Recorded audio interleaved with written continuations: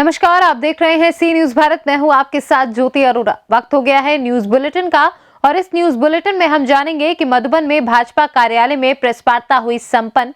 एटा police द्वारा blind murder mystery का खुलासा हुआ। सिकंदरपुर में गौशाला निर्माण न होने से किसान परेशान हैं। इन सभी खबरों को विस्तार से जानेंगे, तो आइए नजर डालते हैं इस वक्त की बड़ी खबरों पे।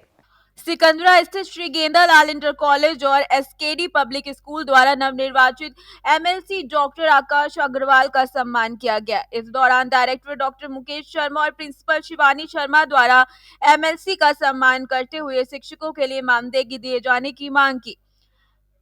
एमएलसी ने बताया कि 18 दिसंबर को लखनऊ में शपथ ग्रहण समारोह है। इसके बाद वित्त विहीन शिक्षकों की आवाज को बुलंद करने का काम किया जाएगा।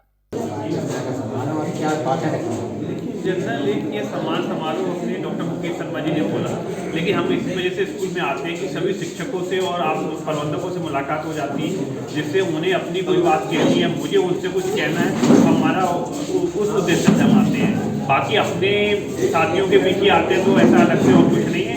कोई हम नहीं चाहते कि ये सम्मान हो आपका, लेकिन ये तो इनके हृदय के भाव हैं जो ये सम्मान पूरा मुझे फूल की पेश करते हैं। मानदेय की बात लगातार उठ रही है, किस तरह से आप बात करेंगे? देखिए, मानदेय की बात हम करते हैं, लेकिन उससे पूर्व हम सरकार से मांग कर रहे हैं कि उसने 2 महीने पहले ये घोषणा करी थी कि आर्थिक सहयोग शिक्षकों को देंगे। तो अब चुनाव भी खत्म हो गया ना, चुनाव। मैं doctor Mukesh Sharma, Shri Gendalal inter college SKD convent school प्रबंधक, नवनिर्वाचित डॉक्टर आकाश अग्रवाल एमएलसी को सम्मान किया गया विद्यालय में, और मांग रखी मानदेय को विद्यालय अध्यापकों को मानदेय। आगरा से सी न्यूज संवाददाता अनुज उपाध्याय की रिपोर्ट। केसरिया के पुरानी बाजार में रिटायर कलेक्ट्रेट के बड़ा बाबू रामचंद्र श्रीवास्तव के परिवार में बुधवार को निगरानी विभाग का छापा पड़ने से पूरा गांव में चर्चा का विषय बना हुआ है। आखिर मामला क्या है? यहाँ बता दें कि रामचंद्र श्रीवास्तव के पोता और भैरव दयाल शरण के पुत्र सुजय सुमन के केसरिया स्थित आवास पर छापेमारी की गई। गौरतलब है कि निगरानी विभाग के डीएसपी मनोज श्रीवास्तव ने बताया कि आय के अधिक संपत्ति को लेकर छापेमारी की गई है। बहरहाल यहाँ से कुछ ही सही जानकारी प्राप्त नहीं की जा सकी है। घर में छापेमारी के समय कपड़ा वगैरह व घरेलू सामान बरामद हुआ है, जिसकी जब्ती सूची बनाकर सुजय सुमन और चचेरा भाई उमेश प्रसाद वर्मा को सामान सहित जब्ती सूची दी गई है। वहीं उन्होंने बताया कि डीजी सुनील कुमार झा के निर्देश पर यह छापेमारी टीम गठित की गई थी। जी जी, उस समय हम लोग को कोर्ट का सर्च वारंट मिला था। अच्छा इनका कई जगह घर है जी लेकिन जो सामान है जब्ती सूची में जी, साधारण सामान ही मिला है।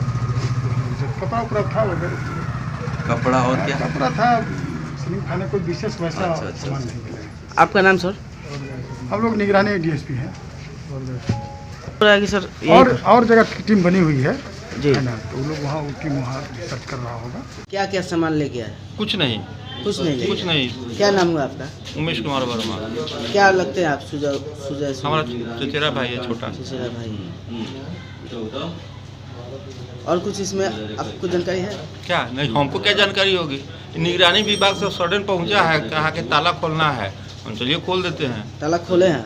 हम नहीं, जो चाबी उपलब्ध था उसका ताला खोल दिए हैं, जो नहीं था वो अपने आदमी बुलवा कर खुलवाए हैं। फिर ताला बनवा करके कहें कि आपके सामने ताला लौक रहा है, और वीडियो बनाए हैं उसका, हमको ताला बंद करते हुए, और कोई सामान नहीं छुआ है लोग। और जो हमारा वापस कर दिए हैं, जब्ती सूची पर सिग्नेचर कराए हैं कि हम वापस किया, और हमको दे दिए।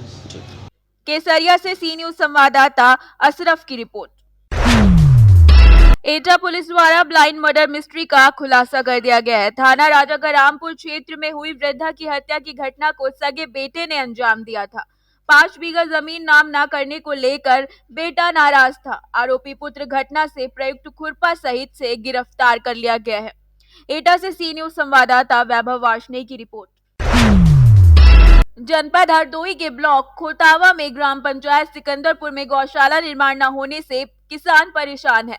गौवंशों से अपने खेतों में रात भर दिन मेहनत करके उगाई फसल को बचाने के लिए आवारा गौवंश को ट्रैक्टर ट्रॉली में भरकर दूसरे गौशालाओं में बंद कराया जा रहा है। आपका क्या नाम है? हम जोगिंदर सिंह। कहाँ रहते हैं? सिकंदरपुर ये में। जो जानवर पकड़े जा रहे हैं ये किस कारण पकड़े जा रहे हैं? ये भैया बहुत आवारा थे, कई एप्लीकेशन प्रधानमंत्री जवाहर रोजगार योजना में यहाँ सब लगाई और जाके हरदोई डीएम के यहाँ दियन, प्रधान के दियन, यहाँ कोई कुछ नहीं हुआ। और भैया बहुत परेशान है, पूरी फसल चढ़ जाती हैं, त्राहराम है यहाँ। तो आपके गौशाला भिजवाए रहे हैं। आपके ग्राम सभा में क्या गौशाला नहीं बनाया गया था? नहीं नहीं भैया साहब, एप्लीकेशन बहुत दिन ही गई लेकिन वो रिएक्ट कर दे रहा है, कारण हमारे यहाँ कुछ है नहीं। क्या नाम है? गुरविंदर सिंह। कहाँ? सिकंदरपुर। क्या समस्या हुई? समस्या ये भाई गोरू बहुत ज़्यादा थे यहाँ पे, हमने बहुत एप्लीकेशन दी, हमारी किसी ने नहीं सुनी। तो हमारे प्रधान जी कह रहे हैं यहाँ पे कोई आवारा जानवर है ही नहीं, इसीलिए हमारे यहाँ गौशाला नहीं बनी। हम भैया इनको सबको पूरे गांव के सहयोग से इनको पकड़ा है, पकड़ के नीमसर गौशाला में पहुँचा रहे हैं सब लोग। तो साथ में चारा, इनके चारे का जुगाड़ भी कर रहे हैं, भूसा देंगे तो पैरा वगैरह सब डाल के आएंगे उनको। तो ये सब गुड्डू सिंह का सहयोग है, तो पूरे गांव का सहयोग है साथ में। तो भैया उनको छोड़ के आ रहे हैं गौशाला में। हरदोई से सी न्यूज संवाददाता रामजी यादव की रिपोर्ट। भारत सरकार और राज्य सरकार किसानों की स्थिति को सुधारने और उनके आय को दोगुनी करने के लिए प्रयत्नशील है। केंद्र सरकार के द्वारा लाया गया कृषि बिल कृषकों के लिए कल्याणकारी योजना है। उक्त बातें पूर्व सहकारिता मंत्री सह मधुबन विधायक राणा रणधीर सिंह ने मधुबन स्थित भाजपा कार्यालय में प्रेस वार्ता के दौरान कही। उन्होंने कहा कि कृषि संशोधन बिल के कारण किसानों की फैली भ्रांतियां व्यर्थ है। कृषक ये मानते हैं कि न्यूनतम समर्थन मूल्य का निर्धारण सही नहीं, सरकार किसानों की जमीन पर कब्जा कर लेगी तथा मंडियों को समाप्त कर लिया जाएगा, लेकिन सरकार की ऐसी कोई मंशा ही नहीं है। सरकार न्यूनतम समर्थन मूल्य में लगातार वृद्धि कर रही है। सरकार ना तो भू स्वामित्व समाप्त करेगी और ना ही मंडियों को। उन्होंने सेवा का लगातार दूसरी बार मौका दिया, ऐसे तो तीसरी बार हो गया।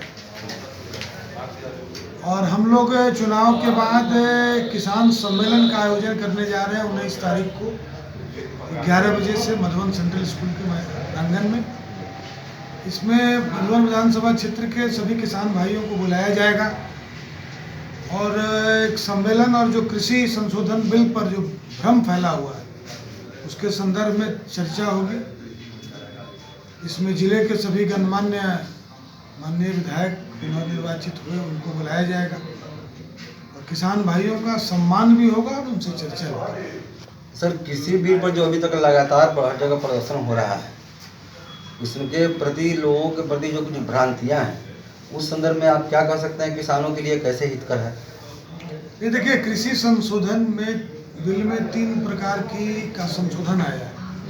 पहला है एमएसपी को लेकर, न्यूनतम समर्थन मूल्य को लेकर। पिछले 10 वर्षों में लगातार सरकार फसलों के समर्थन मूल्य बढ़ा रही है। 23 फसलों का समर्थन मूल्य सरकार निर्धारित किया है, सरकार ने किया। तो इस नाते जो सरकार किसानों को सम्मान निधि देती है उनके खाते में, जो सरकार किसानों की आमदनी दोगुना करने की योजना रचना बनाती है और उस पर कार्य करती है, वो सरकार किसान के हित में ये बिल लाई है। ये किसान भाई समझ रहे हैं, लेकिन तथाकथित लोग भ्रम फैलाने की कोशिश कर रहे हैं। भ्रम एमएसपी को लेकर है, भ्रम ये फैला रहे हैं किसानों की ज़मीन जो है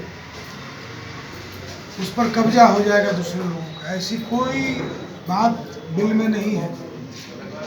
न किसान की भूमि कोई लीज पर ले सकता है, नहीं उसको कोई खरीद सकता है, इसलिए वो भी कोई बात नहीं है। और तीसरी बात जो है वो कि मंडियों को समाप्त किया जा रहा है। ऐसी भी कोई योजना सरकार के पास नहीं है। मंडी भी रहेगा और किसान अपना फसल जो है वो बाहर भी बेच सकता है। ये सहूलियत, ये ऑप्शन सरकार ने किसान भाइयों को दिया है।